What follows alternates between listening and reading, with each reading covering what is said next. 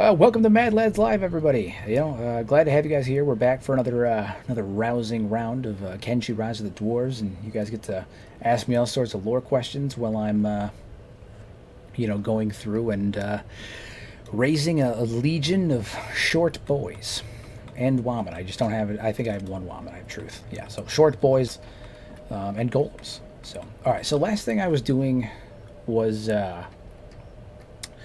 Let's see, I just outfitted them because I turned in Tor the Fearless, if I recall correctly.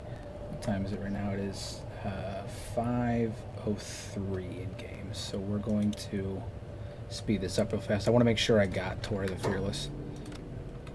It's been like a week, so I naturally can't remember. And there's nobody in here, so that makes me wonder: is she out for some reason? All right, we're gonna go back down to the band of bones and see what happened down there, because I could have swore I had gotten her, but if for whatever reason she is out, I did do an import, but I made sure to maintain dead NPCs and imprisoned NPCs and all that stuff, so she shouldn't have gotten out. But I did do an import because I redid my load order.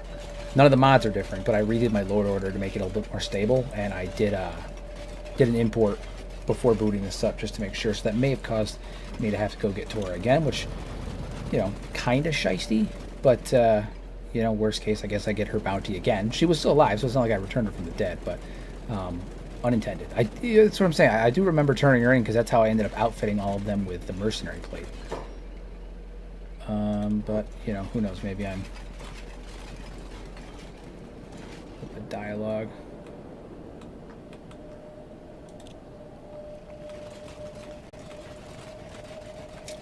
Kane, my good sir, I'm glad to see a good official member of the Mad Lads Guild in chat here. I know that what was it? I believe it was James had gifted a good handful of people Mad Lads membership, so I do appreciate that.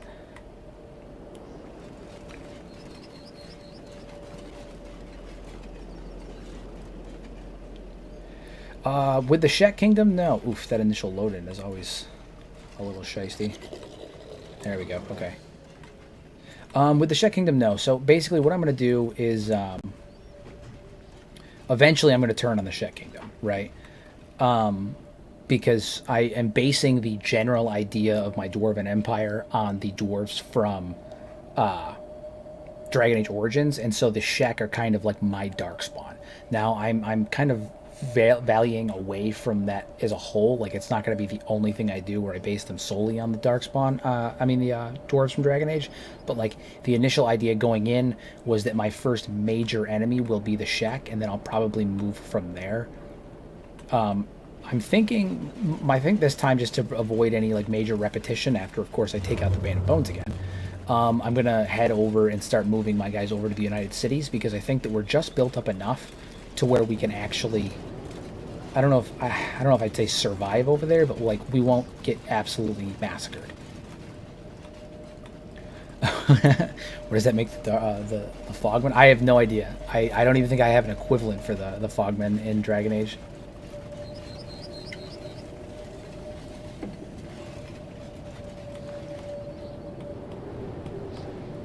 Holy Nation will be my Red Paladins. And then the United City will be my Or Legions.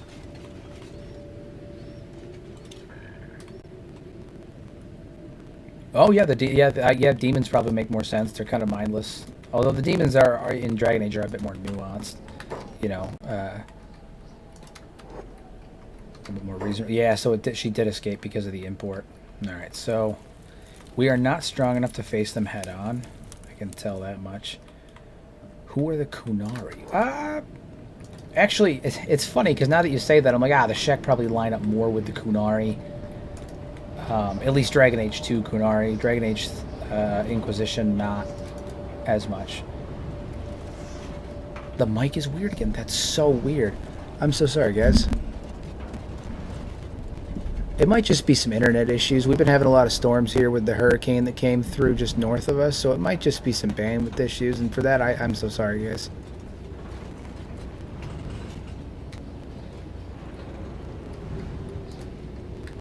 we've been having a lot of runoff storms from the hurricane that came through, so it might just be some bandwidth issues from that. So I do apologize.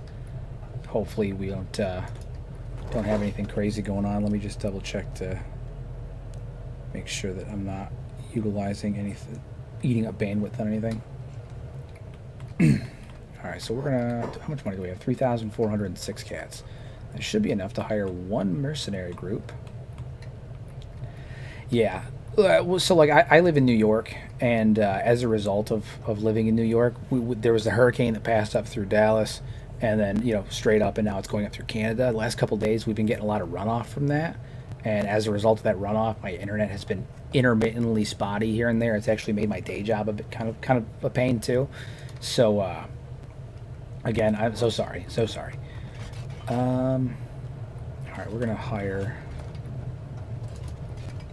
Where is UC pacifier? I don't want a pacifier. I want to hire mercenaries because I need to have them help me catch Tora again. Because quite frankly, I'm not strong enough to catch her.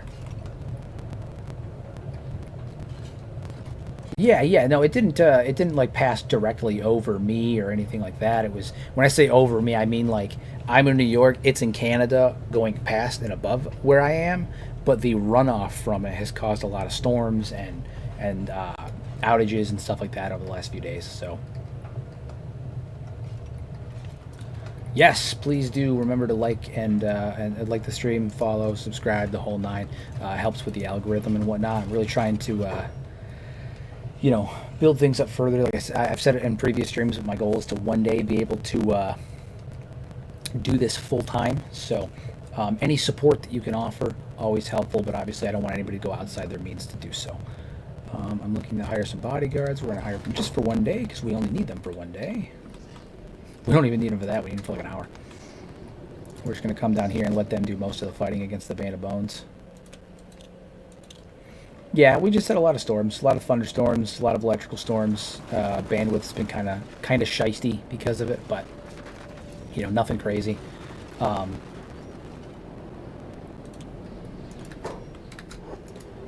down here. And we're going to get nice and close and then set everybody to hold, and we're going to see if the mercenaries can do most of the work for us. What are their stat range, actually? I should have looked. Oh, yeah, they all got relatively decent stats, and they have a couple of turrets, so. They do. Any interaction, pretty much at all, assists with the algorithm, so.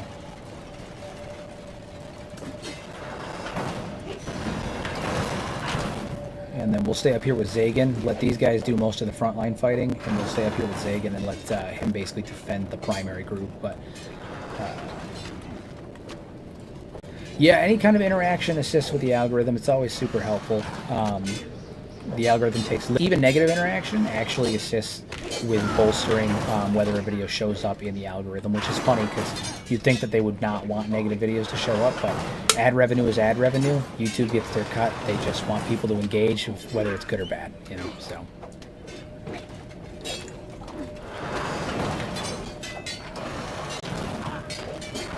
All right, everybody. We're in full swing.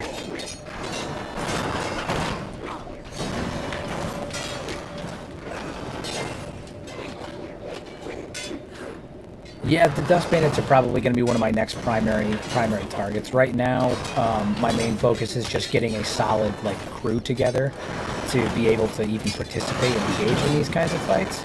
And then from there, we'll kind of work our way up. But Band of Bones is easier just because it is easier currently because they're right here. There's a finite number of them, and I can hire mercenaries to come assist with it.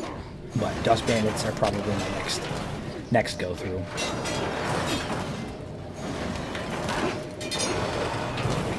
Our good old dwarven leader, soon to be king once the king was established. But good old dwarven leader really fulfilling his role. God, I love the number of animation mods that I have on right now because that overhand swing is just such a dwarf move. Like it's just great.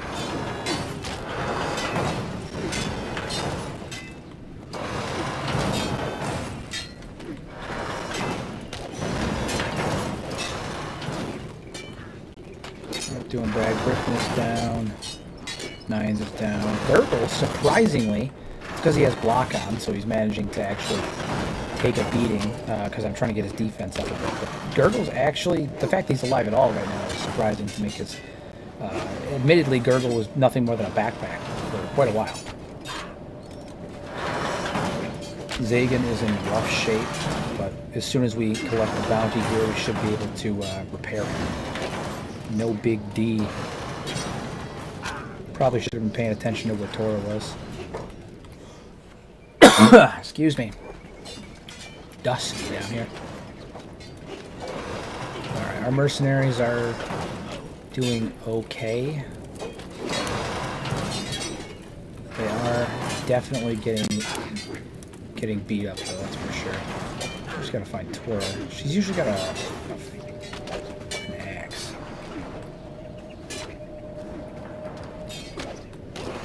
Not only are the Dust King have like a really solid, like not only do the Dust Bandits have a really solid infrastructure just in general, but also they are easily the most loyal of the bandit factions that I've seen. They are the only bandit faction that I am aware of, if not, or at least one of the only ones, where if you actually defeat and turn in the Dust King, the faction does not disappear. They only disappear if you kill him, which is a testament to how loyal they are to him, that they will maintain his cause and continue, you know, his fight, even if he's not physically there leading them. You know, it's kind of a testament to how loyal they are to him, and it kind of makes you wonder how he treats his people. You know, he's got to treat them relatively well, or at least give them some kind of you know, spoils of war or whatever it may be, because they're really devoutly loyal to him, considering. So.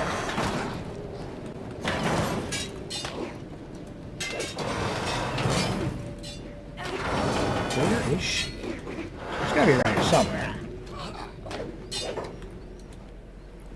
Searching every single Shek body I can find. Watch her still be like over here. Is that her? No? No. She's gotta be around here somewhere. James, glad to see you, my friend. I'm glad you were able to get here early this time. I know that last couple runs you've had to work, so I'm glad to see that you were able to get here earlier on the stream. Nice to see you, my friend. She's got to be around here somewhere.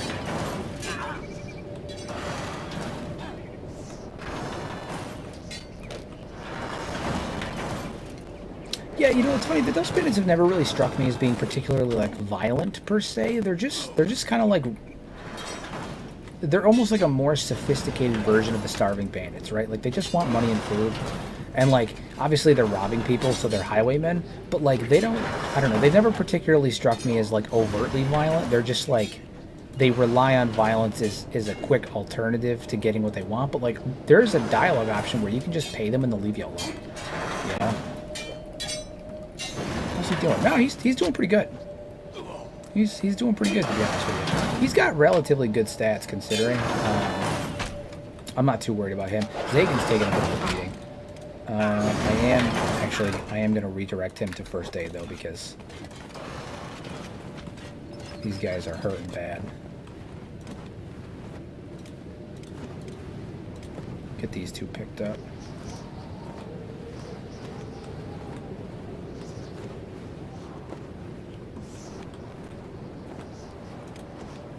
So you can get in there and help those mercenaries out while I'm healing them up. Heal her too, and then the other ones can probably wait. They're not in immediate danger. I really cannot find where Tora went. She's got to be around here somewhere. But it looks like this one was pretty good. I mean, we're definitely gonna win this. That's not really a concern.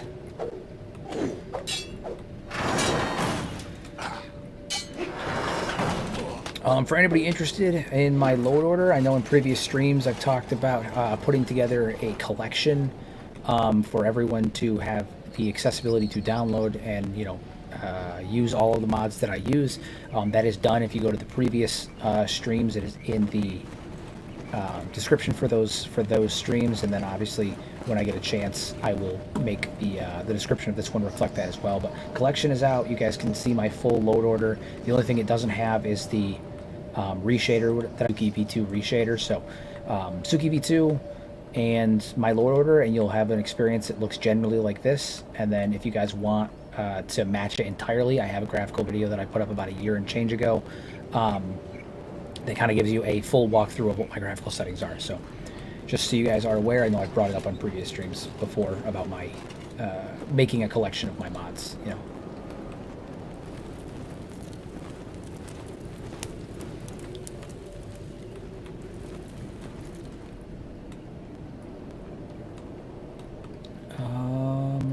I really don't know where she is, where she could be, which is kind of annoying because I need the money that I would get from her bounty to, you know, like repair my golems, who are currently quite damaged from the act of trying to put them down so I could get her to get the bounty. You know, it's all very cyclical. I needed to beat her to get the money to repair myself from beating her.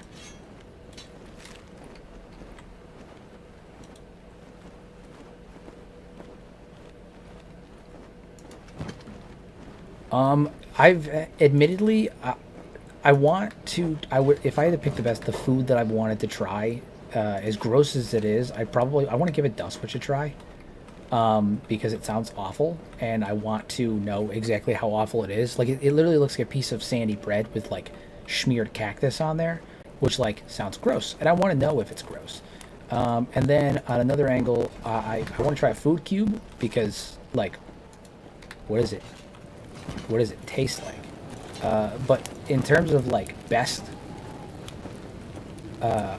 the food that I think probably tastes the best in Kenshi, like, if I were to try it in reality, it's probably Gohan. Probably Gohan, because it's I mean, it's rice, you know, rice and meat and maybe some veggies, but that's about it. I'm really furious that I cannot find her. Yeah, I just saw the video the other day of a dude who made the food cubes. It was what was it? It starts with a P. There was a YouTuber whose name starts with a P, who I cannot think of right now. He made a food cube, and if I recall correctly, he said it was terrible. You can eat some forms of cactus, that's true, but I don't know if I would want to create like a cactus jelly and smear it on sandy, shitey sandwich bread.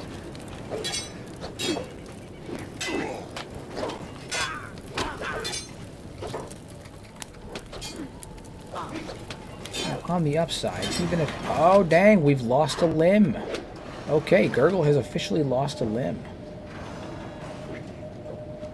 Oh, man. Okay, so Gurgle he's lost his arm. We're going to have to replace that, which means that we're probably going to have to make a trip to the Hive right now to get some cheap prosthetics until we can, you know, later on get something stronger, get him an industrial lifting arm. We officially have our first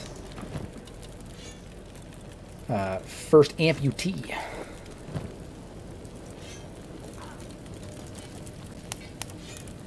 Sorted Zagan's inventory. Can't believe Gurgle lost an arm. He's not even a good backpack anymore. Yeah, that's who it is. Paganaccio. That's who it was. That's who it was. I just saw his video earlier. I mean, I watched it prior to this, but I happened to have seen it while I was scrolling today. But you're right. You can't be picky when you're living on Kenshi. I don't imagine that most of them... I mean, forgot. They eat chew sticks and again, Dust Witches. So I don't imagine picky is... you know, a real issue for them. I don't even think she's here. I truly don't think she's actually even here, which is upsetting because, again, she's... Did I just waste my time? Is that what we're telling me? I may have just wasted my time. Not a complete waste. I did get some weapons to sell, so I guess it could be worse, but I don't know if it's going to recoup the money that it's going to cost me to repair my robots and everything else. So this may have been a wash. Gurgle is best cannon fodder. Since day one. I feel like he's literally never been Never been useful. It's kind of upsetting. Alright, we're gonna have to pick these guys up and start bringing them back to the way station. Me too. I would like to see some alternative religions outside of just the Holy Nation, you know, and the Ochranism. We'll see what happens, though. You know, I've brought it up previously, but I'm pretty much positive that in Kenshi 2, there's going to be a faction that's basically like Second Empire, like restorationists who still believe that the Empire is survived, even or is around, where they think that like they're the primary authority on Kenshi, even though the Empire is over. So, I see what you did there. I see what you did there.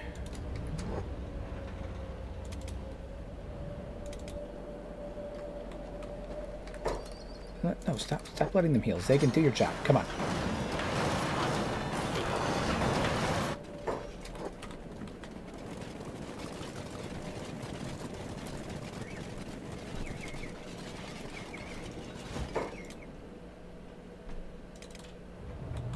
You get back in your bed. You bring you back here. Once we get these guys healed up, we're gonna have to go. We're gonna have to go get Gurgle a new arm, which means going into Vane. So, fingers crossed we don't meet a beak thing.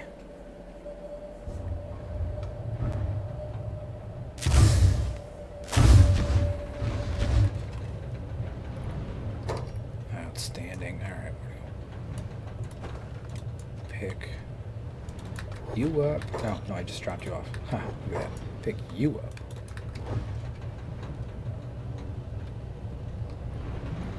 Yeah, there's a good chance I could find something in one of the ruins nearby. The real question is, would we be able to actually survive doing it? Because as of right now, Truth and Gurgle have decent defense, but the only real fighters we have on the team that are consistent and strong enough to hold their own would be our main dude, Zagan, and Griffin.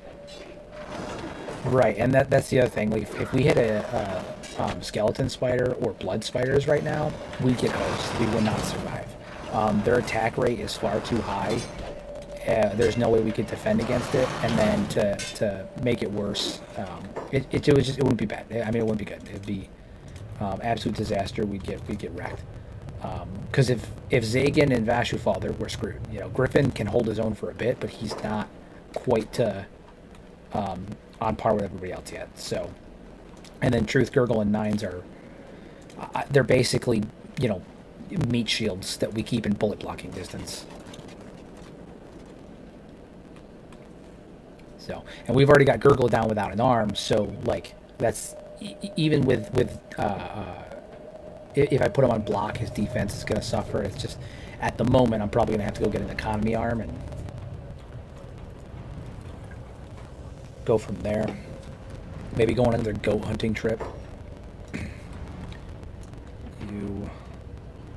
What else do we have? Okay, everybody else is up here, so we're gonna put them down. Have you two come back over here. Vashu is probably faster than a spider. Zagan probably faster than a spider. Maybe Griffin. The rest of them probably not. Probably not.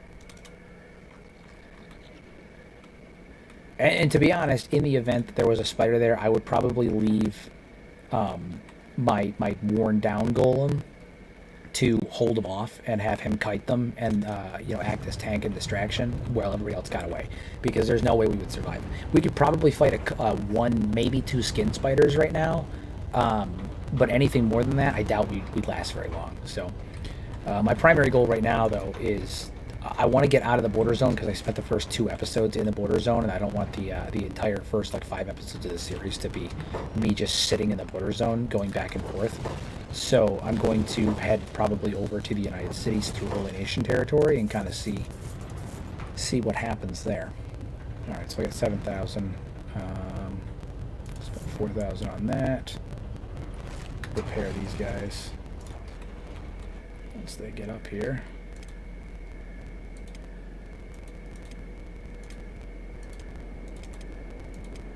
Zagan come in here. Zagan's the most important one to heal, so he's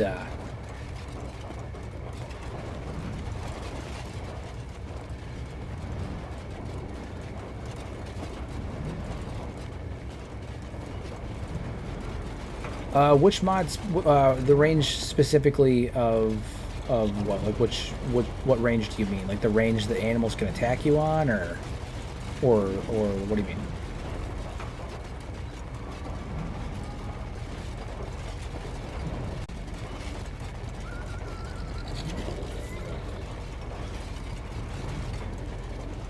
Oof, apologies. I got a buddy of mine that wants the link to the stream, so give me just 1 minute to send that over to him.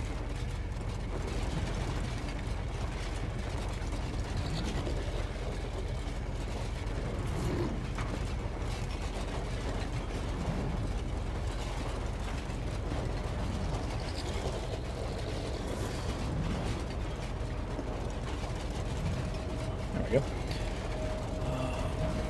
Yeah. So I don't have the one that decreases the range of their attacks because typically, in all honesty, I try to kite around them. I try to really avoid bothering them or screwing with them.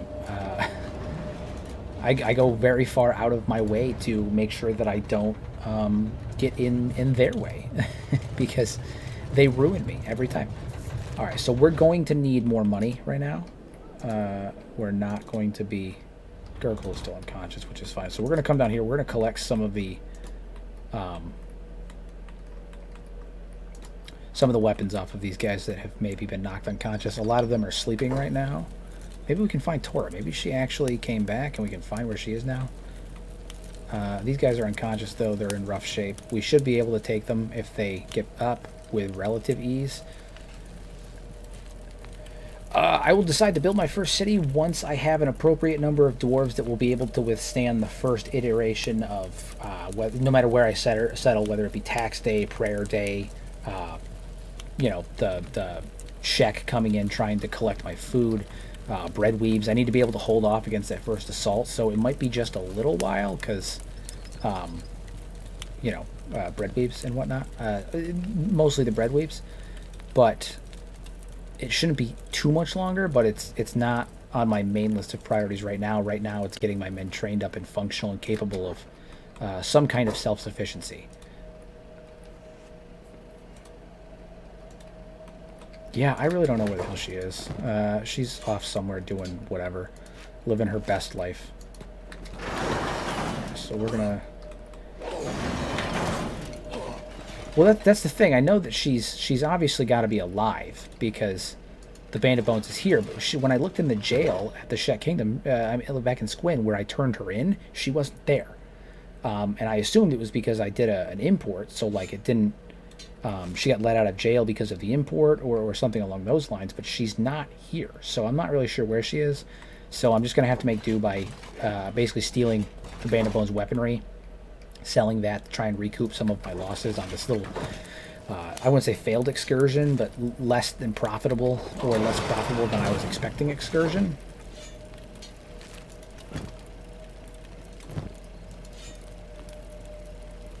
Okay. So, got to recoup my losses somehow. But she's got to be around somewhere, so I'll probably pop back later and go from there. They can get over here.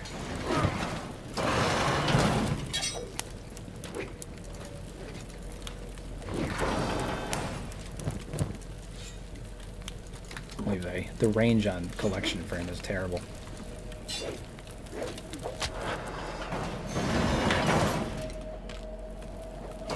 It's quite possible she might be an AgMag for all I know. I have no idea where she might have gone. Like I said, I did do an import, so I thought maybe that might be what caused the discrepancy or the issue, but who bloody knows?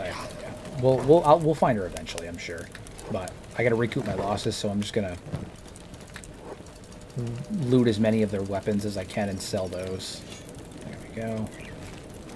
And then we'll make our way to Holy Nation territory, probably farm out a couple more goats for some food so we can refuel our food supplies. And then we'll go from there. Where's that dead one? They just killed him. He had the The big, there it is. There it is. Cool. 2,000. I will take that. Come on. There we go. Alright, double check for any weapons I may have missed. There's one. Yeah, I'm really glad you guys are enjoying the Dwarves, though. You know, it was the first ever like Let's Play that I did on the channel, so I'm glad that I'm getting a chance to redo it, and I'm glad everybody's really enjoying it. Alright. Repair's done. The Holy Nation religion, I didn't do a video specifically on the Holy Nation religion. I can, like, that's something that I've definitely considered, and, you know, I probably could do just like a full-on breakdown of the Holy Nation. But the Holy Nation religion I did cover pretty in-depth on my video, the whole story of the Second Empire, I mean, where it kind of breaks down, like, who they are, why they are what they are. I can kind of give a rundown of it. In essence, the Holy Nation religion started as a cult in the Second Empire. And that cult was founded after Stobe, who is the behemoth that is in that is like dead in Stobe's garden, stopped some kind of nuclear device or some kind of missile-like device from launching in the area that is now Stobe's Garden towards the Ashlands, which was the First Empire's capital. And we don't know, but we can be pretty confident that that's what happened, because there is a damaged or dismantled missile sitting nearby to Stobe. So the idea was that he essentially did something to prevent that missile from launching, and it caused the genocide that the skeletons at the end of the First Empire were attempting to commit.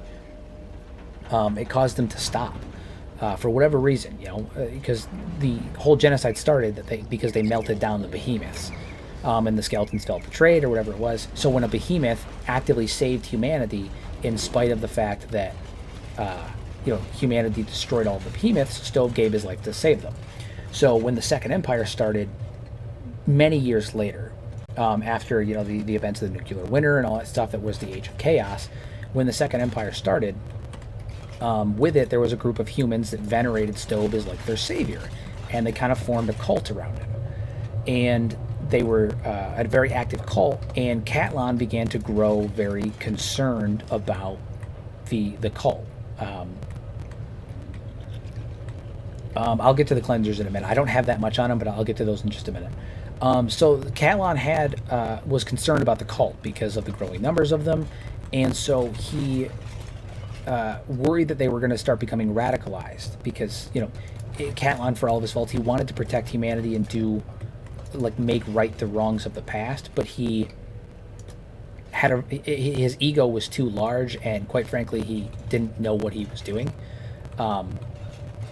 So he grew concerned that the cult was growing in size, and so he started taking humans and performing gene therapy on them to make them more aggressive, to make them more resilient to damage, to make them stronger, and they became the enforcers. And he took these humans and he put them in the cult as essentially sleeper agents, or like agents for him to act as undercover operatives for the cult. And this is all happening at the same time that humans are being starting to be persecuted under Catlan's rule, because there was a really big issue with pirates.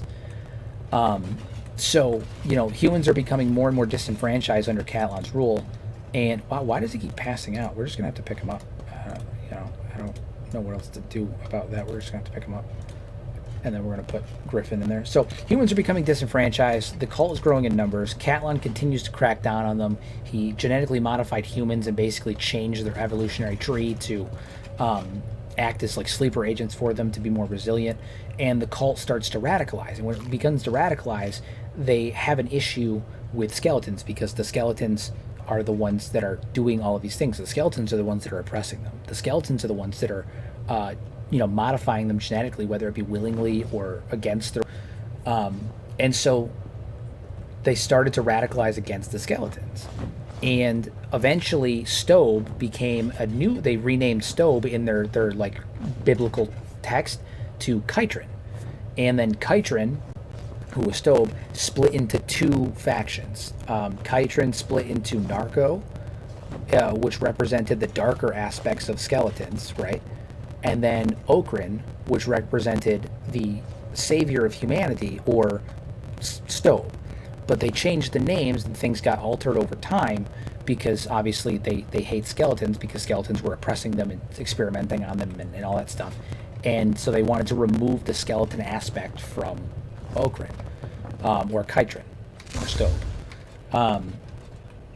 And so now they have a religion that is essentially, we are following Stobe, and we're following his example as the savior of humanity, but he's not a skeleton in our texts because that directly conflicts with our underlying hatred of skeletons. And like I said, I go into this in far more detail and far more eloquently in my whole story of the First Empire video, which actually, fun fact, was my first ever, my whole story of the Second Empire video, which was my second ever lore video I ever made. So bear with me on that. I make a lot of creative choices in that video that I have since abandoned, so bear with me if you haven't seen it, but if you go watch it, it's a good video, a lot of informative stuff, but I make a lot of creative choices that I don't think I would make in the current, that I know I wouldn't make currently. The voices are one of them. If anybody's seen the video, you know what I'm talking about. I tried to spice up the video a bit, Kenshi has no audio, there's no dialogue, so I kind of gave some life to each quote that I put on the screen, and there's a lot of them. So like, hivers sound one way, skeletons sound another. I'm happy with how the skeletons turned out, but that particular aspect of those first two lore videos that I put out on the First and Second Empires were met with mixed response. Oh shit, I forgot to sell my stuff. I'm a dope. Let me go back here and sell my stuff. Yeah, the voices were met with mixed response, but the information is there, is the point. So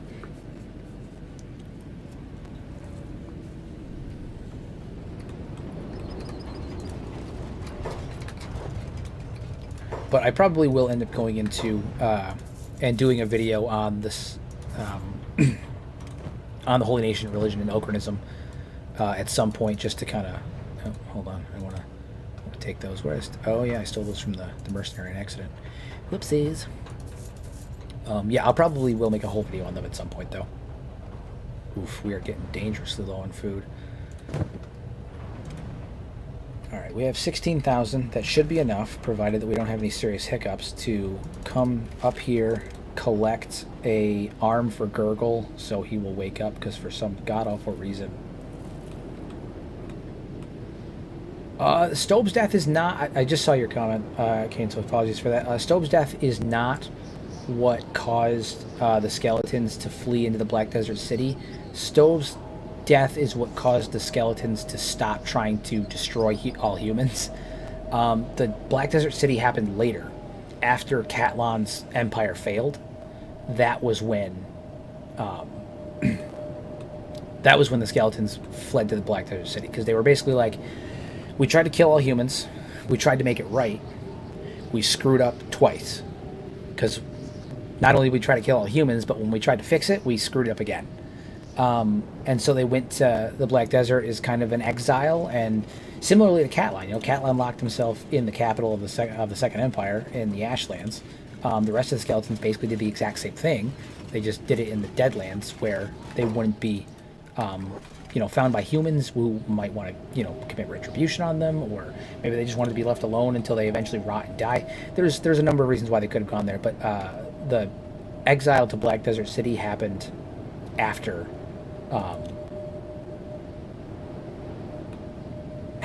the fall of the Second Empire, whereas Stobe's death was just before the Age of Chaos. So yeah, I'm still getting used to the streaming thing, reading and playing at the same time. It's always it's new for me, I think this is only my fourth stream that I've ever done, so I appreciate everyone's patience with me. Although I think I'm getting better with it, my chat and everything was actually set up this time for the most part once I get running, and I didn't accidentally mute my mic this time for the first 10 minutes of the stream, so there was that. You would never know that because I cut it out of the stream, because I'm a smart boy. I got a big, smooth brain, but oof, I hate loading into Vayne. It's always super sloppy.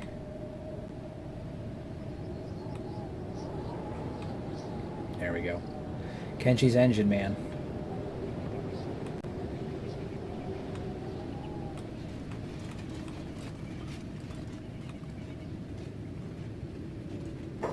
Yeah, I'll recruit Scorchlanders. I'll probably, to be honest, when I fight the Dust King, I'll probably end up um, recruiting Cat from the Dust King's tower as my medic, or one of my primary medics. But yeah, no, I'll definitely recruit Scorchlanders and kind of have them run as my Dwagar. That's for sure.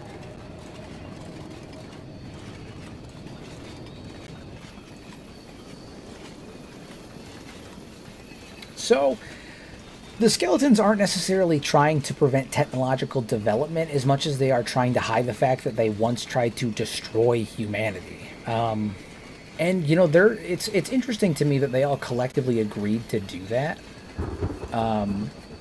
Sort of. Elder is a bit of a different circumstance on that, but it's always been interesting to me that they all collectively like agreed that they were like, hey, you know, we're just not going to tell anybody about it. And the other thing is, like, I don't know if they chose not to tell humanity maybe after the fall of the Second Empire, or if it was the first. But I would imagine it's after the second, because in Holy Nation texts, they actually talk about the fall of the First Empire and the First Genocide, and even Griffin in his dialogue talks about it as well. You know, the instance of the Great Genocide. You know, like. So there's information in the Holy Nation text that suggests that the decision to hide the events of the First Empire and the fall of it, when the Skeletons rebelled, didn't happen until after the Second Empire fell.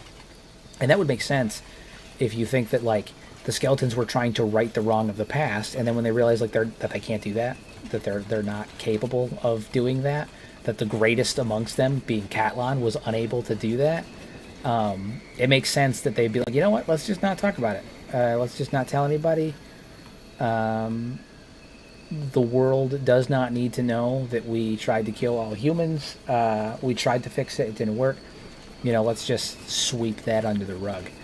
But they're not so much against the technological development as much as they are against people finding out that they tried to kill all humans. Ugh. So dry. So dry. Alright, let's hop on in here and find that robotic shop. Gotta get Gurgi a new arm. Gurgle the backpack.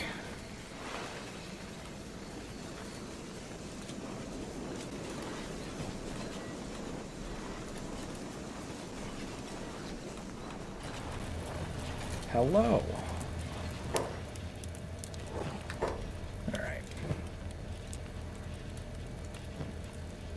He needs, what is it, a left arm? Left arm.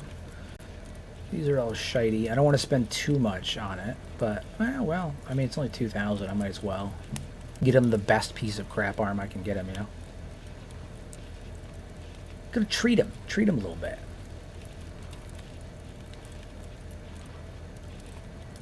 Maybe. I have to relook at Io's dialogue. I could be I could have missed that at some point. You may be correct. It's been a long time since I've looked at Ao's dialogue. I know that he makes a point about covering things up. Like, there's certain texts that can be found where there's ink splattered across them. You know, like he was hiding information. But I'd have to relook at his dialogue. For the most part, I think my dwarves are going to be not necessarily opposed to thievery, but I don't think they're going to practice it too much. I've also just never really been into the stealth gameplay. It's never been my thing. All right, so Gurgle now has an arm. It's a shitty one, but it's an arm. We've got our first cyborg dwarf. Side dwarf. That's stupid. Don't do that. That was stupid.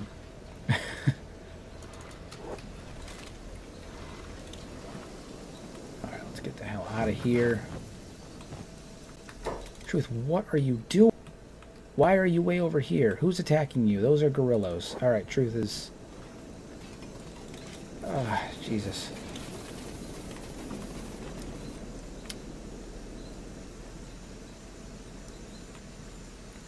Alright, I think we're going to head back up in Holy Nation territory, hunt down some goats, refuel our food supply, and then probably make our way towards.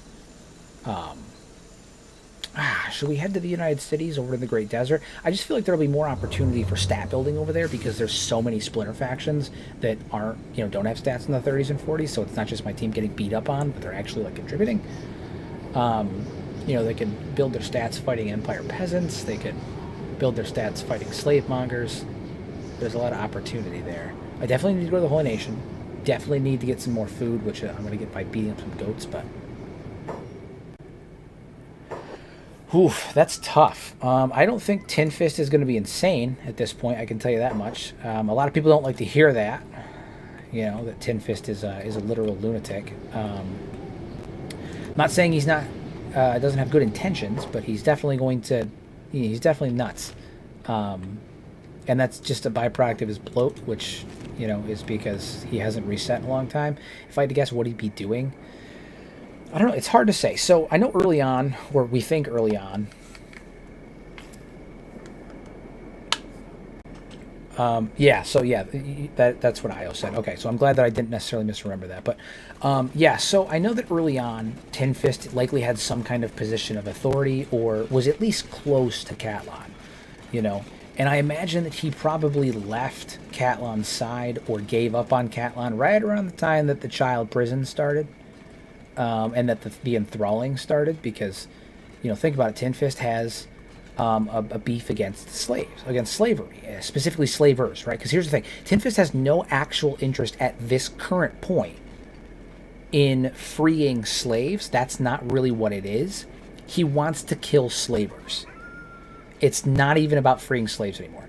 And that's because he's gone insane with bloat, and one of the side effects of skeletons that have CPU bloat is that they develop obsessive thoughts, and it's usually obsessed with one thing. Catlan became obsessed with his paranoia against humans. He wasn't at fault, they were at fault, and wanting to maintain his rule.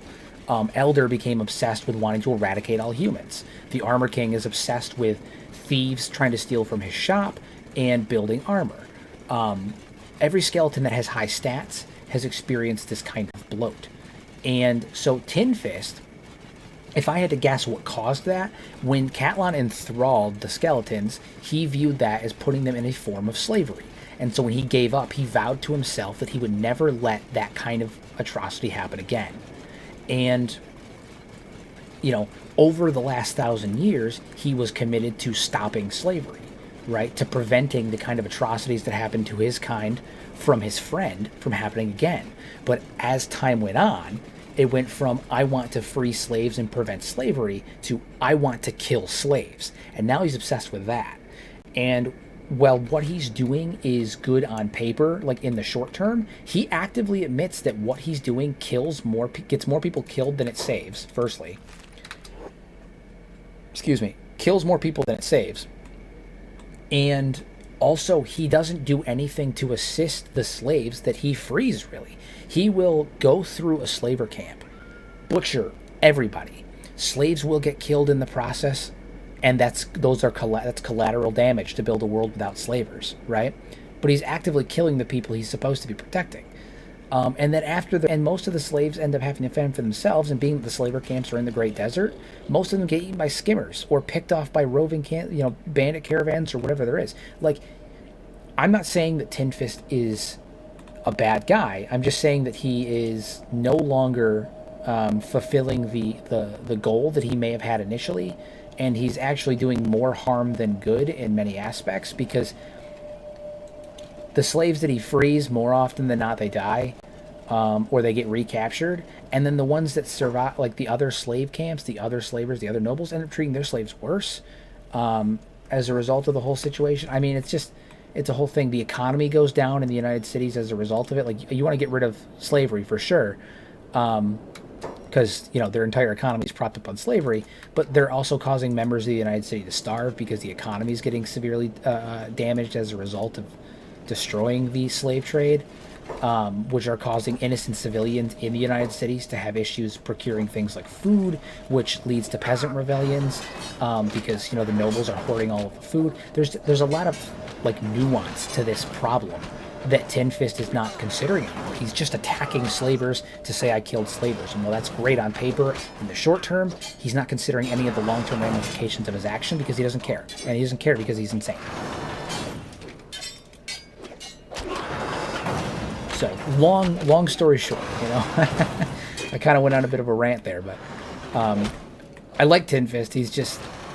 people paint him as being like a hero of the people, and he's really not, you know. Maybe he was originally, but not anymore. He's doing way more harm than he's doing good.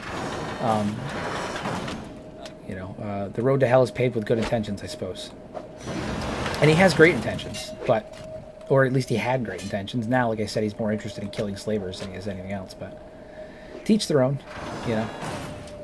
But to answer to kind of circle back to it, what he's going to be doing in Kenshi 2, I think that he's going to be doing the same thing he's doing now, but he's going to be a lot more, first he's going to be better at it. He's going to be better at it, and he's going to be a lot less morally gray and a lot more, like, correct. Like, he's going to be going about it the correct way. He'll have a faction of anti-slavers that are, you know, actually helping people, freeing slaves and helping people. So, I think in Kenshi 2 Tin Fist will be a real hero compared to Kenshi 1 Tin Fist. Kenshi 1 Tin Fist, not so much. I think he's close, but he you know, whatever semblance of a hero there really was is not there anymore.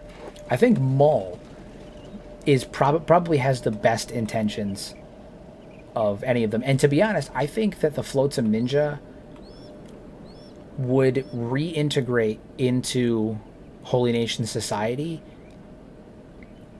if the current Phoenix dies and the next Phoenix is less aggressive. The current Phoenix is aggressive because that's the way that he was raised. He was literally raised to be the aggressive zealot that he is now. And, you know, the Flotsam Ninja are a relatively new group that just started to flee the Holy Nation. Because of the increased aggression that the Holy Nation is feeling, and the increased aggression towards its own citizens in favor, you know, against the women and whatnot of the Holy Nation, primarily the women of the Holy Nation. I think that, you know, Maul probably has the best intentions out of any character in the game, though. She actually seems relatively bent on helping people.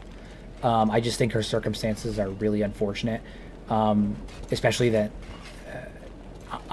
on their own, without player intervention, the Flotsam Ninja will never, at least not current, they have no chance of actually causing any kind of reformation or changes in the Holy Nation. They don't.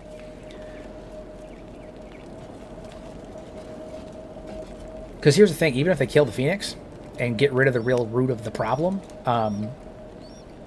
all that'll do is turn him into a martyr and radicalize the rest of the Holy Nation against them, and they'd be screwed. You know, they still hold Okranite beliefs. They're still practitioners of Okranism. They just don't like the current form of Okranism. They want it to go through a reformation, which lines up with the fact that the Holy Nation is based on, you know, Middle Age, medieval Christianity. You know, I brought it up in my Cannibal video that a lot of the pretty much all of the major factions in Kenshi are based on real-world historical civilizations. You know, United Cities is based on feudal Japan, with the daimyos being the nobles in this case, controlling all of the city-states, and the emperor has no real power, and there's massive peasant revolts due to their treatment, and the shogunate and the military leaders have more power than the actual emperor does. The emperor is just basically a figurehead. Second Empire was very much the Roman Legion, the Roman Empire, down to the way they fell, and the Holy Nation is pretty much medieval Europe around the time of the Crusades. And I think that the Flotsam Ninja are meant to represent the transition from the Old Testament to the New Testament, because they're still practitioners of the same religion. They just want it to be reformed. They want to go through a reformation to make it more palatable and less aggressive towards its people, less restrictive, and get rid of some of those more less desirable traits. I'll probably end up helping the slaves. I don't know yet. I haven't gotten that far yet. UC's kind of last on my list, you know, or close to the last on my list. The axes I have, no, those are frame axes. They are from the what is it? The weapon dissemination mod. So they're frame axes. Although I do have a motion that adds dwarven weaponry to Kenshi, so actually some of them might be in the shops here, and I will end up switching over to those later on.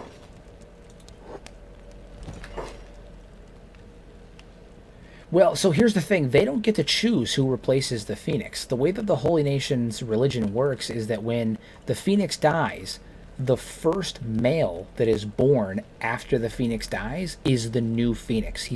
That's the reincarnation of the Phoenix. So, because he was born from the death of the old Phoenix.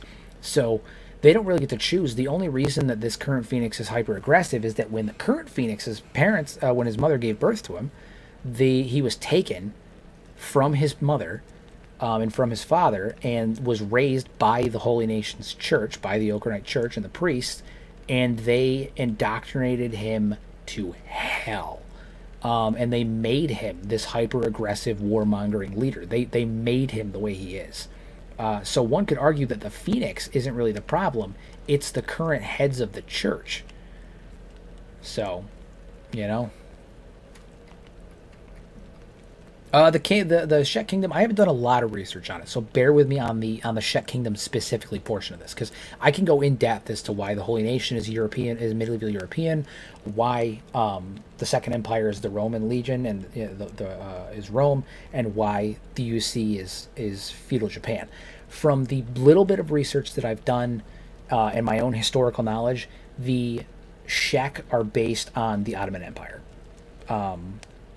Specifically the meritocratic portion of the Ottoman Empire, where they were